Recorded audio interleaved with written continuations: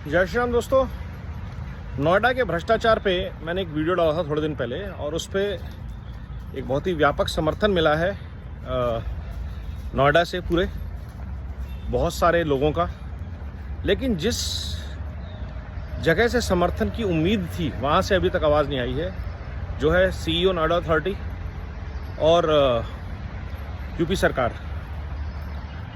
और आज मैं इस बात को लेके दोबारा कहना चाहता हूँ कि सिर्फ लोटस बुलेवार्ड या ग्रेनाइट गेट या 3Cs ही ऐसा बिल्डर नहीं है जिसने ये कांड किए हैं।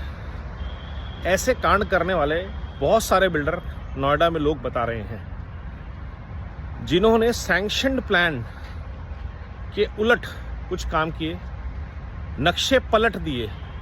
सैंक्शन प्लान और कंप्लीशन प्लान का सिर्फ इतना फ़र्क हो सकता था, जो मुझे बताया गया नोएडा अथॉरिटी के बहुत ही सीनियर ऑफिसर द्वारा, कि 2-4-5% का आप एक कमरा ज़्यादा बन गया, कोई हिस्सा किसी वजह से आपका आ गया, तो उसके हिसाब से आप कंपाउंडिंग होती है और आपको कंप्लीशन के टाइम पे फ़ाइन दे के सर्टिफिकेट मिलता है। जबकि यहाँ पे क्या हुआ कि सैंक्शन प्लान पूरा का पूरा पलट के, जहाँ पे 18,000 लोगों के लिए सुविधाएं बननी थी, 3,000 फ्लैट्स थे, 3200 लगभग, उनके लिए 2 बिल्डिंग्स बनी थी। एक था क्लब और दूसरा था कम्युनिटी, ये बिजनेस सेंटर, जिसको हम कम्युनिटी क्लब, जो कि कम्युनिटी सेंटर था, बिजनेस यूटिलिटी बिल्डिंग, जहाँ पे कुछ फैसिलिटीज़ बनी थी। बिल्डर ने बड़ी ही चतुराई से, बिना किसी को बताए, उसको कन्वर्ट करवा लिया। यकीनन बिना नोएडा अथॉरिटी के तो हो नहीं सकता, क्योंकि सैंक्शन प्लान उन्होंने दिए थे। और गजब की बात यह है कि उसमें कंप्लीशन सर्टिफिकेट भी लगा हुआ है 2016 में, जबकि आज तक वो बिल्डिंग कंप्लीट नहीं हुई है। और कंप्लीट का डेफिनेशन सब अपनी अपनी मर्जी से बता रहे हैं कि स्ट्रक्चर खड़ा हो गया, कंप्लीट हो गई, तो फिर तो सारे जो बिल्डिंग्स खाली खड़ी उनका कंप्लीशन सर्टिफिकेट होना चाहिए, और जो कि बिल्कुल ही गलत बात है। तो इस और ऐसे बहुत सारे केसेस आ रहे हैं जहाँ पे सैंक्शन प्लान की सैंटिटी को मेंटेन नहीं किया गया है। और इसके अगेंस्ट हम लोगों को, बायर्स को, होम बायर्स को ये कहा जा रहा है कि आप लोग जाइए और कोर्ट में चले जाइए। भाई, कोर्ट में हमें क्यों जाना है? गलत काम हमने किया है।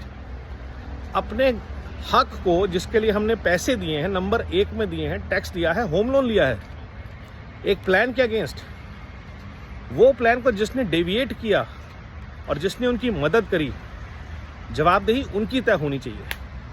तो नोएडा अथॉरिटी से दोबारा अनुरोध है कि ये सारे कांड योगी जी के आने से पहले के हैं।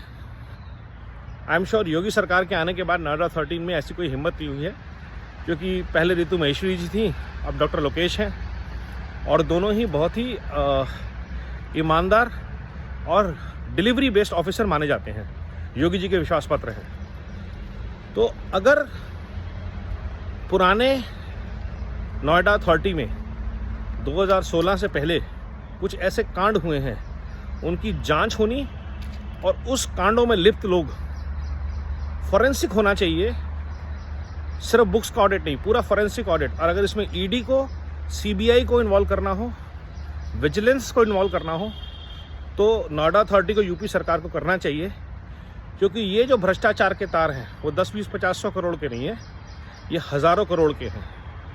और ये जब कांड खुले गए तो नोएडा अथॉरिटी के पास करोड़ों रुपया आउटस्टैंडिंग आएगा, नोएडा का और विकास होगा, नोएडा यूपी की प्रगति का इंजन बनेगा। और जो सपना मोदी जी और योगी जी ने देखा है विकसित भारत का, उसमें नोएडा एक बहुत बड़ी भूमिका निभा सकता है। लेकिन उसके लिए सबसे इम्पोर्टेंट चीज़ है भ्रष्टाचार पे कड़ा प्रहार, जो कि अफसरों ने, नेताओं ने, बिल्डर ने मिलके किया है। तो मेरी पुनः डॉक्टर लोकेश जी से अनुरोध, योगी जी से, चंद गोपाल नंदी जी से अनुरोध कि इस भ्रष्टाचार पे तुरंत त्वरित कार्रवाई की जाए, जांच कमेटी बिठाई जाए, और अगर हो सके तो हाईकोर्ट के जज इस कमेटी को लीड करें, क्योंकि नोएडा का क्लीन होना, स्वच्छ नोएडा हर तरह से, भ्रष्टाचार से, कूड़े से, बहुत ज़रूरी है विकसित भारत के लिए और यूपी का भारत का ग्रोथ का इंजन बनने के लिए। वंदे मातरम, नमो भारत, जय हिंद।